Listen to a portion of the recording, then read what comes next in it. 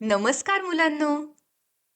छोट्यांच्या गोष्टी bye Pooja and Prachi या पॉडकास्टमधल्या तुमच्या आवडत्या 3 गोष्टींचा संच आता पुस्तक रूपात मिळतोय.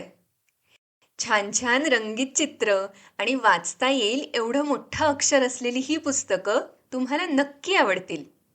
मग वाट कसली बघताय? खाली डिस्क्रिप्शनमध्ये दिलेल्या लिंकवर आजच तुमचा संच विकत घ्या आणि वाचनाचा आनंद घ्या.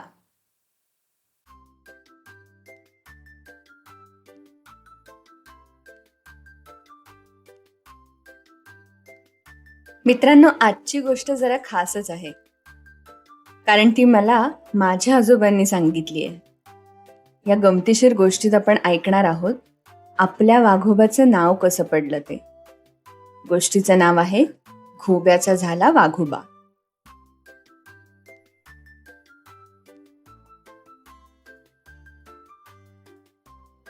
खूप खूप वर्षांपूर्वीची गोष्ट आहे. एका जंगलात घोबा नावाचा एक प्राणी राहायचा. घोब्याच्या अंगावर पिवळसर सोनेरी पट्टे होते. टोकदार दात सुद्धा होते. खूप शक्तिशाली तर तो होताच, त्याचबरोबर तेवढाच युक्तिमान सुद्धा होता. जंगलाचा राजा म्हणजे सिंहाचा तर तो एकदम खास होता. जंगलात काहीही बिघडलं की त्यावर उपाय करायला सिंह या घोब्याचीच मदत घ्यायचा. त्या जंगलात सगळेच प्राणी अगदी गुण्यागोविंदाने राहायचे. एकदा असाच एक कठीण प्रसंग उद्भवला. एके दिवशी काय झालं, एक ससा आपली दुपारची झोप काढून बिळातून बाहेर आला. आळस बिळस देत थोड्या झोपेतच तो चालत चालत पुढे गेला. सशाच्या बिळाजवळच्या झाडावर बसून एक माकड कैरी खात बसलं होतं. ती कैरी खाण्यात माकड एकदम गुंग झालं होतं.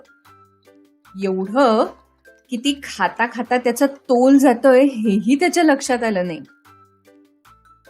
ठपकन ते गलेलठ्ठ माकड फांदीवरून खाली पडलं.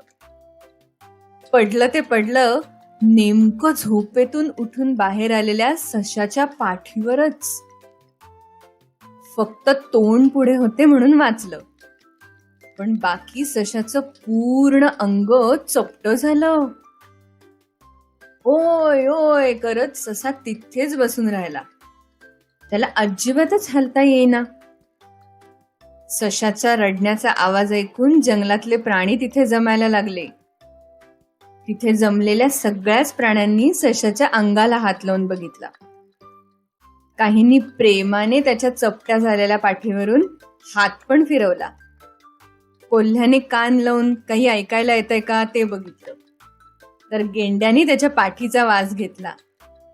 जिराफाने त्या सशाची पाठ चाटून बघितली. सगळेच जण विचार करायला लागले की आता या सशाचं अंग पुन्हा पहिल्यासारखं गोल गुबगुबीत होणार तरी कसं. पण उपाय काही कोणाला सुचेना. ससा मात्र आपला चपटाच. तेवढ्यात एक घुबड उडत उडत जंगलाच्या राजाकडे म्हणजेच सिंहाकडे गेलं आणि म्हणालं, महाराज महाराज लवकर चला, जंगलात एका सशाला आपल्या मदतीची गरज आहे. सिंह लगबगीने उठला. झालं काय नक्की? घुबड म्हणालं, तुम्ही चला तर आधी, मी तुम्हाला वाटेत पूर्ण घडलेली घटना सांगतो. सिंह आणि घुबड दोघं घाईघाईने सशाच्या भेटीला निघाले. तिथे पोचल्यावर सिंहाने सगळ्यांची सल्लामसलत केली, पण उपाय मात्र कोणाला सुचत नव्हता. शेवटी सिंह म्हणाला, कोणी तातडीनं घोब्याला बोलवून आणा, तो नक्की आपली मदत करू शकेल. घुबड म्हणालं, मी आणतो बोलवून महाराज. घुबड पटकन उडून जाऊन गुहेतून घोब्याला बोलवून घेऊन आलं. त्या सशाजवळ उभं राहून घोब्याने काय झालंय हे नीट समजून घेतलं. थोडा वेळ विचार करून तो म्हणाला, एकच उपाय सुचतोय महाराज. या सशाचे तोंड शाबूत आहे. त्याच्या तोंडात आपण एक नळी घालून जोरात फुंकर मारू शकतो. सिंहाला ती युक्ती खूप आवडली. खूप मोठा श्वास घेऊन फुंकर मारायला माकड तयार झालं. त्याला त्याची चूक सुधारायची संधी सुद्धा मिळाली. काही मुंग्यांनी एकत्र येऊन पटकन झाडाच्या पानांनी एक लांब लचक नळी तयार केली. ती सशाच्या तोंडात घालून माकडाने दीर्घ श्वास घेऊन जोरात फुंकर मारली.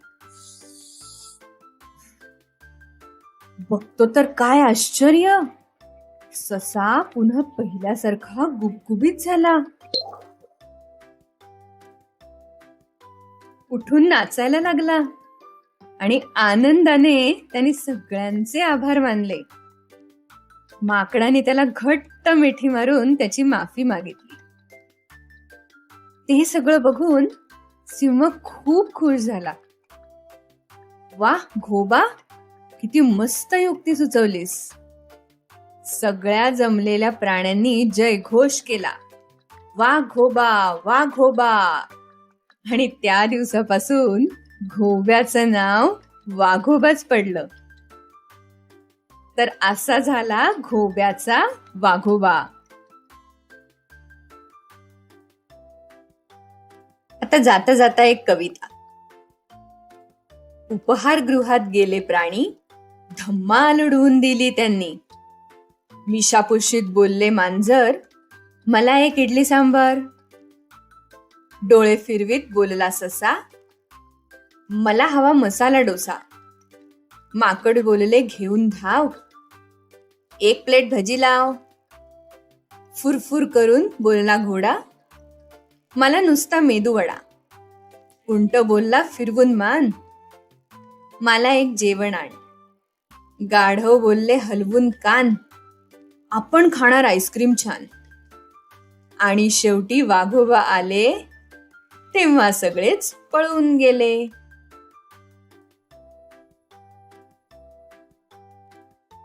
मुलांनो, या आणि अशा अनेक जंगल कथा, पौराणिक गोष्टी, जादूच्या गोष्टी, वेगवेगळ्या देशातल्या लोककथा, तुम्ही केलेल्या फरमाईशी आणि हो, संस्कृत गोष्टी सुद्धा या आपल्या पॉडकास्टमध्ये आहेत बरं का.